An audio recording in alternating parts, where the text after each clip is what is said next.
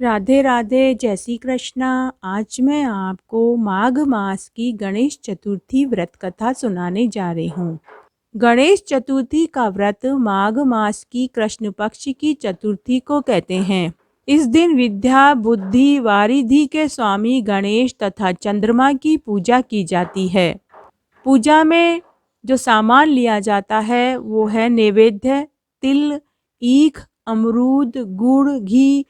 चंद्रमा और गणेश जी को भोग लगाया जाता है। दिन भर व्रत रखा जाता है और शाम के समय चंद्रमा को दूध का मिला हुए पानी से अर्घ्य दिया जाता है।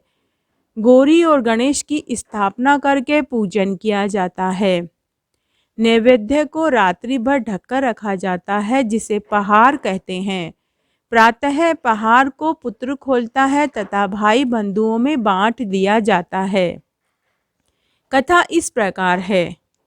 एक बार भगवान शंकर ने अपने दोनों पुत्रों कार्तिकेय तथा गणेश से पूछा कि तुम में से कौन ऐसा वीर है जो देवताओं की रक्षा कर सके। तब कार्तिकेय ने अपने को देवताओं का सेनापति प्रमाणित करते हुए देव रक्षा योग्य अधिकारी बताया। इसके बाद भगवान शंकर ने गणेश से पूछा। तब गणेश जी ने कहा कि मैं तो सेनापति बने बिना ही देवताओं के सब संकट दूर कर सकता हूँ।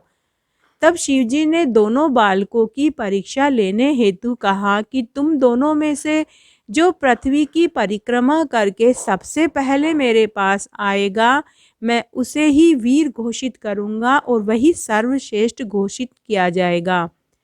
कार्तिकेय अपने वाहन मोर पर चढ़कर पृथ्वी की परिक्रमा करने के लिए चल पड़े। गणेश जी ने मन ही मन सोचा, अपने वाहन चूहे पर बैठकर पृथ्वी की परिक्रमा पूरी करने में तो बहुत समय लग जाएगा, इसलिए कोई और उपाय सोचना चाहिए। गणेश जी ने अपने माता पिता की 7 बार परिक्रमा कर ली और कार्तिकेय के आने की प्रतीक्षा करने लगे। कार्तिकेय ने लौटने पर अपने पिता से कहा कि गणेश तो पृथ्वी की परिक्रमा करने गए ही नहीं। इस पर गणेश जी बोले, मैंने अपने माता पिता की 7 बार परिक्रमा की है। माता पिता में ही समस्त तीर्थ विद्यमान हैं, इसलिए मैंने उनकी 7 बार परिक्रमा की है, तो पृथ्वी की परिक्रमा तो हो ही गई। गणेश जी की बुद्धिमान युक्ति सुनकर सब देवता और कार्तिकेय ने उनकी बात से सिर झुकाकर स्वीकार कर लिया। तब शंकर जी ने गणेश को आशीर्वाद दिया कि समस्त देवताओं में सर्वप्रथम तुम्हारी पूजा होगी। गणेश जी ने पिता की आज्ञा अनुसार देवताओं का संकट भी दूर किया। यह शुभ समाचार जानकर भगवान शंकर ने कहा कि चतुर्थी के दिन चंद्रमा तुम्हारे मस्तक पर सुशोभित होकर संपूर्ण विश्व को शीतलता प्रदान करेगा। जो स्त्री पुरुष इस तिथि पर तुम्हारा पूजन तथा चंद्रमा को अर्घ्य देंगे, उनका दैहिक तथा भौतिक ताप दूर होगा, साथ में ऐश्वर्य, पुत्र, संतान एवं सौभाग्य की प्राप्ति होगी। इस तरह आज मैंने आपको माघ मास की गणेश चतुर्थी की व्रत कथा सुनाई। साथ ही मैं आपको संकट चौथ की कहानी भी सुनाने जा रही हूँ। कहानी सुनते समय हाथ में 4 दाने गेहूं के जरूर रखें, इससे कहानी सुनने का पूरा फल मिलता है। फिर इन 4 दाने गेहूं को चंद्रमा को अर्घ्य देते समय छोड़ देना चाहिए। जब कहानी सुने तो बीच बीच में हुक्कारा भी जरूर भरें और इन 4 दाने गेहूं के कहानी सुनने के बाद अपनी साड़ी या चुनरी के पल्लू में बांध लें। कथा इस प्रकार है। संकट चौथ का त्योहार भी माघ मास की कृष्ण पक्ष की चतुर्थी को ही मनाया जाता है। इस दिन संकट हरण गणपति गणेश जी का पूजन होता है। यह व्रत संकटों और दुखों को दूर करने वाला होता है। प्राणी मात्र की सभी इच्छाएं इस व्रत को करने से पूरी हो जाती हैं। पुत्रवती स्त्रियां दिन भर निर्जला रहकर शाम को फलाहार करती है तथा संकट माता को पूरी पकवान का भोग लगाकर चढ़ाती है और कथा सुनती है। इस दिन तिल को भूनकर गुड़ के साथ कूटा जाता है और तिलकुटा का पहाड़ बनाया जाता है। कथा इस प्रकार है। एक बार एक गांव में एक खुमार रहता था। एक बार जब उसने बर्तन पकाने के लिए आवा लगाया तो आवा में बर्तन नहीं पके। खुमार ने राजा से इसकी फरियाद की।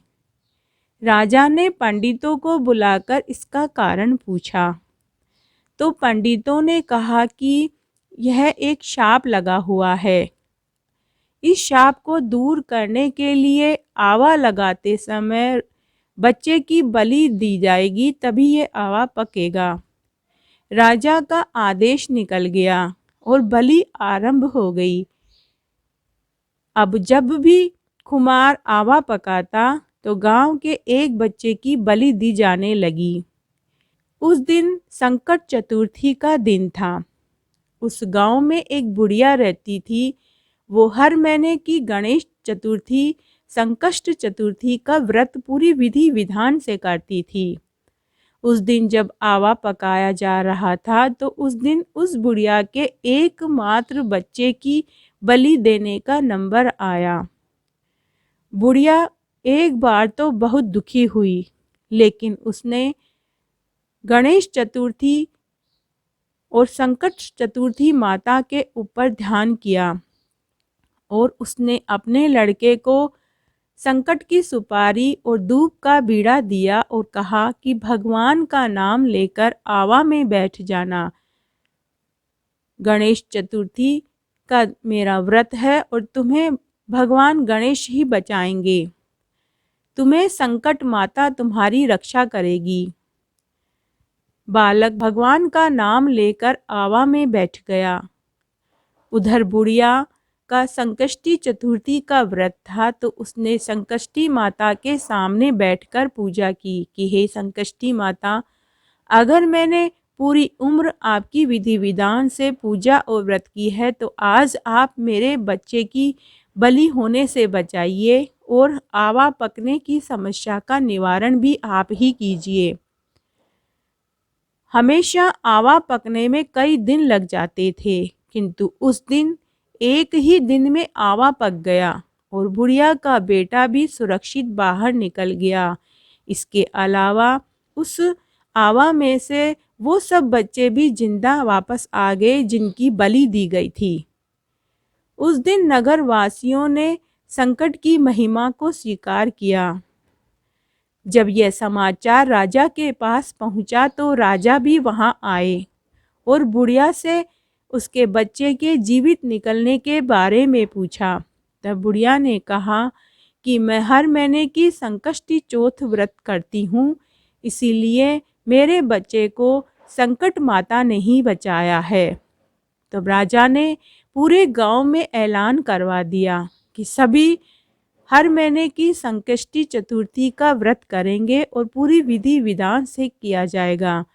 उस दिन के बाद राजा और रानी ने भी हर महीने की संकट चौथ का व्रत करना शुरू किया, जिससे राजा को भी सुंदर पुत्र पैदा हुआ और मरने के बाद सभी को बैकुंठ का वास मिला। तो इस तरह आज मैंने आपको संकष्टी चतुर्थी व्रत कथा सुनाई। अगर आपको ये पसंद आती है तो इसे ज़्यादा से ज़्यादा शेयर करें और कमेंट बॉक्स में जय हो गणेश भगवान की, जय हो चौथ माता की जरूर लिखें।